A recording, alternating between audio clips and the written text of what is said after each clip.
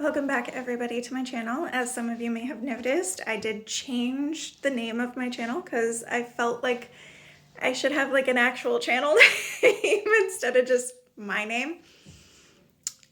Oh, is there something in my teeth? No, I'm good. Okay. So my new channel name is Tegan Reads Classics. That's how you pronounce my name, Tegan. Because that's what I do. I read books that are in the public domain. They're classic. If you're joining me for the first time and just stumbled across my channel, that's what it's about. So this is the John Carter of Mars series. We're reading the first book, A Princess of Mars, by Edgar Rice Burroughs. This is chapter 24, Tars Tarkas Finds a Friend. About noon, I passed low over a great dead city of ancient Mars, and as I skimmed out across the plain beyond, I came full upon several thousand green warriors engaged in a terrific battle. Scarcely had I seen them, than a volley of shots was directed at me, and with the almost unfailing accuracy of their aim, my little craft was instantly a ruined wreck, sinking erratically to the ground. I fell almost directly in the center of the fierce combat among warriors who had not seen my approach, so busily were they engaged in life and death struggles. The men were fighting on foot with long swords, while an occasional shot from a sharpshooter on the outskirts of the conflict would bring down a warrior who might for an instant separate himself from the entangled mass. As my machine sank among them, I realized that it was fight or die, with good chances of dying in any event, and so I struck the ground with drawn longsword, ready to defend myself as I could. I fell beside a huge monster who was engaged with 3 antagonists, and as I glanced at his fierce face, filled with the light of battle, I recognized Tars Tarkas the Thark.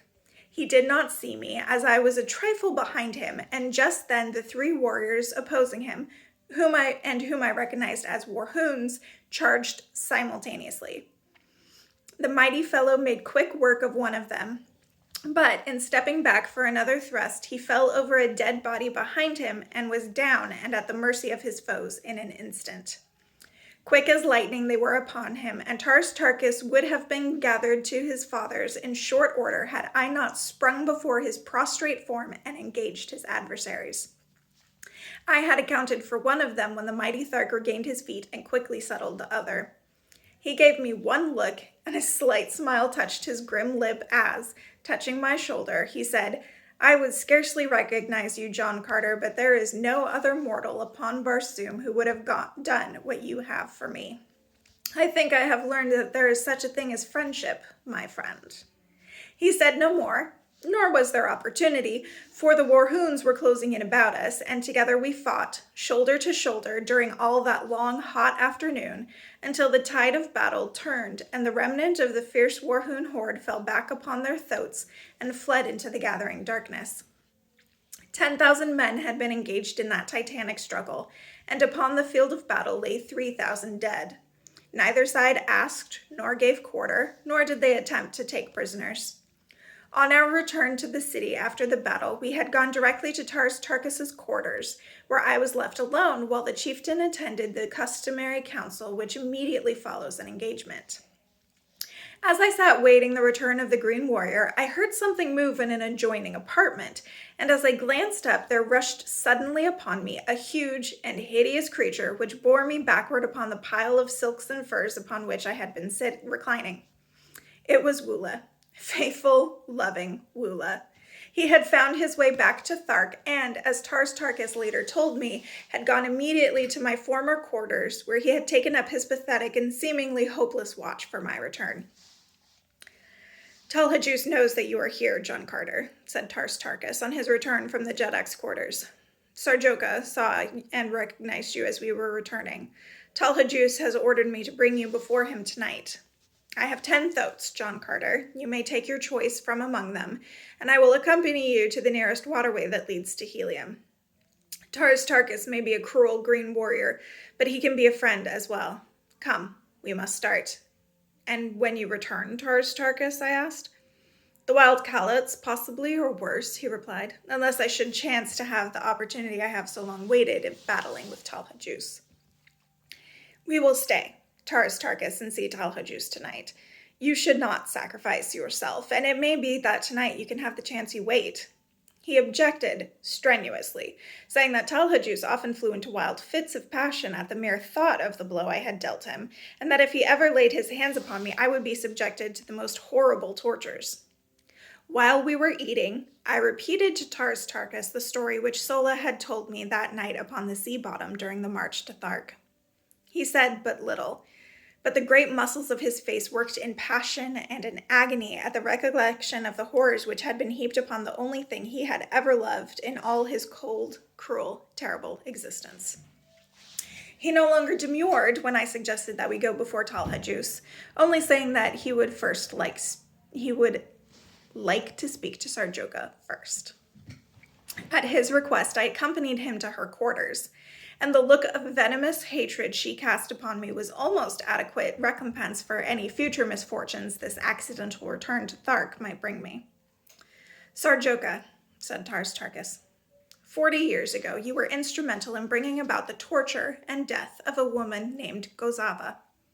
I have just discovered that the warrior who loved that woman has learned of your part in the transaction. He may not kill you, Sarjoka, it is not our custom, but there is nothing to prevent him tying one end of a strap about your neck and the other end to a wild thoat, merely to test your fitness to survive and help perpetuate our race. Having heard that he would do this on the morrow, I thought it only right to warn you, for I am a just man. The river Is but a short pilgrimage, Sarjoka. Come, John Carter. The next morning, Sarjoka was gone, nor was she ever seen after. In silence, we hastened to the Jedak's palace, where we were immediately admitted to his presence. In fact, he could scarcely wait to see me and was standing erect upon his platform, glowering at the entrance as I came in. Strap him to that pillar, he shrieked. We shall see who it is dares strike the mighty Talhajus. Heat the irons. With my own hands I shall burn the eyes from his head, that he may not pollute my person with his vile gaze. Chieftains of Thark, I cried, turning to the assembled council and ignoring Talhajus. I have been a chief among you, and today I have fought with Thark shoulder to shoulder with her greatest warrior.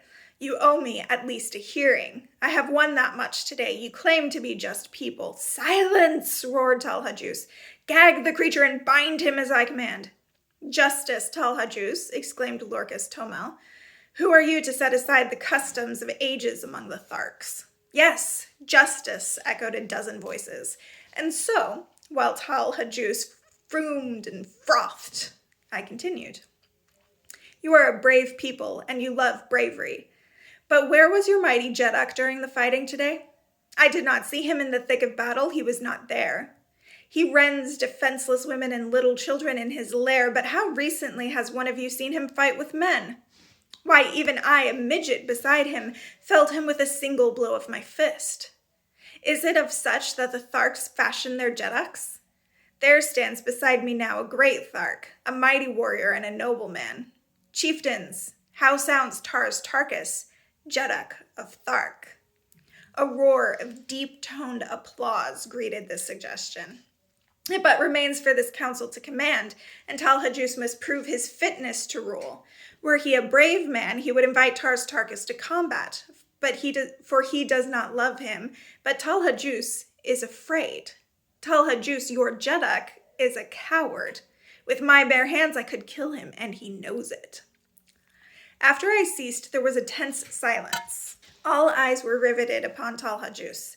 He did not speak or move, but the blotchy green of his countenance turned livid, and the froth froze upon his lips.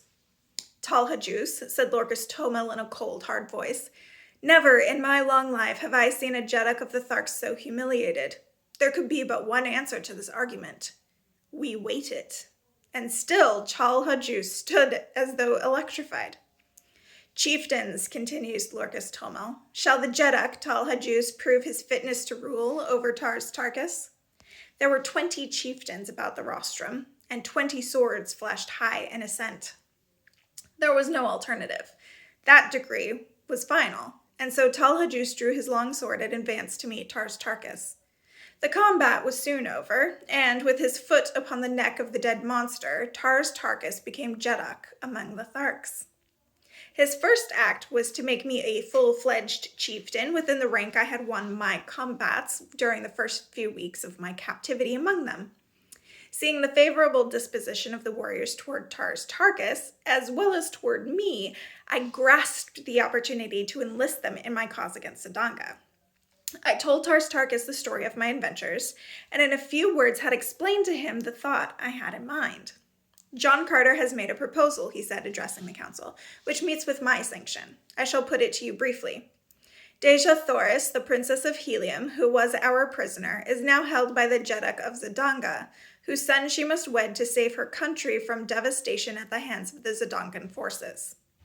John Carter suggests that we rescue her and return her to Helium.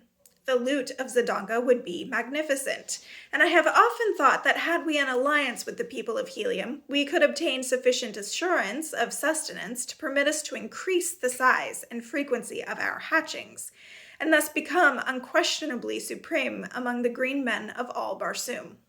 What say you? It was a chance to fight, an opportunity to loot, and they rose to the bait as speckled trout to a fly.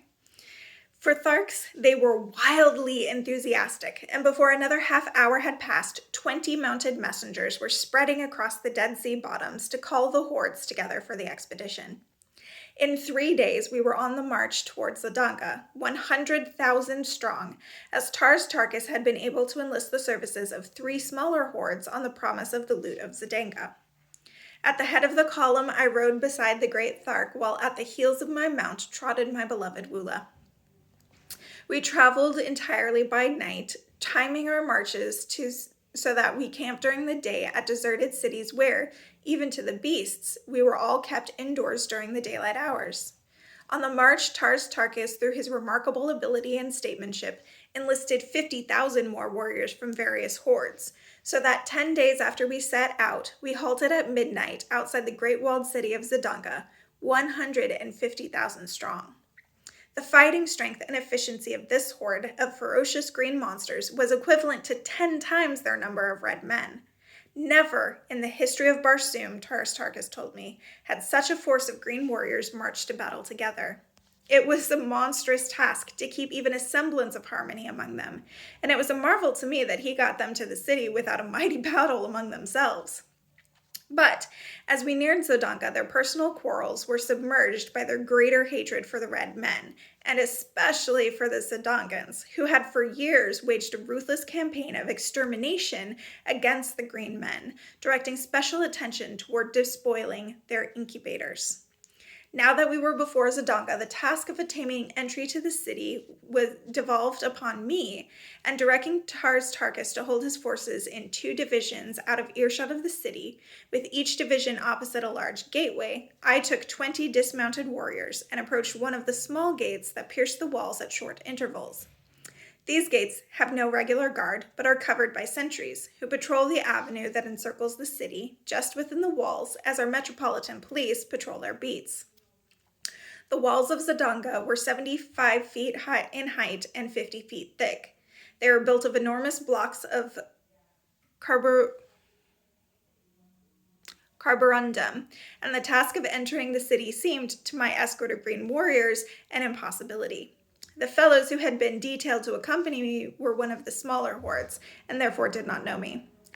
Placing 3 of them with their faces to the wall and arms locked, I commanded 2 more to mount on their shoulders, and the 6th I ordered to climb upon the shoulders of the upper 2.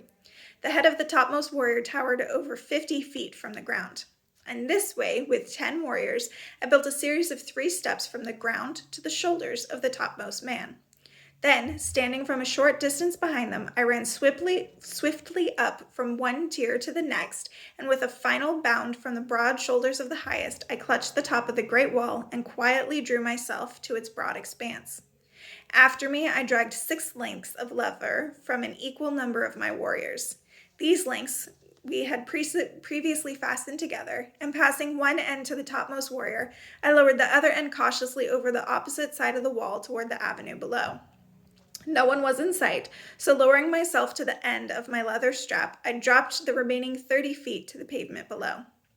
I had learned from Kantos Khan the secret of opening these gates, and in another moment, my 20 great fighting men stood within the doomed city of Zidanga. One sec. I needed to shift position. Okay. I found to my delight that I had entered at the lower boundary of the enormous palace grounds. The building itself showed in the distance a blaze of glorious light, and on the instant I determined to lead a detachment of warriors directly within the palace itself, while the balance of the great horde was attacking the barracks of the soldiery.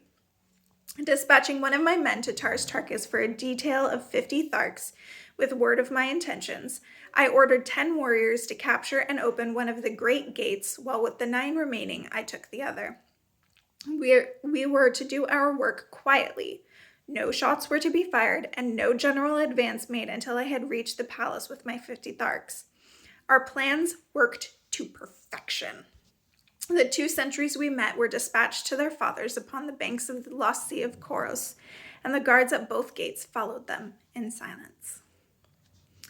Okay, so we have gone back to the Tharks, had a major coup, and we're about to loot the city of Zidanga, and hopefully rescue Dejah Thoris, unless that whole thing worked out and she's actually not in the city. But either way, they're going to loot Zidanga and get rid of, the imperious a-holes that they are. It'll be interesting. Okay, I'll see you guys next time.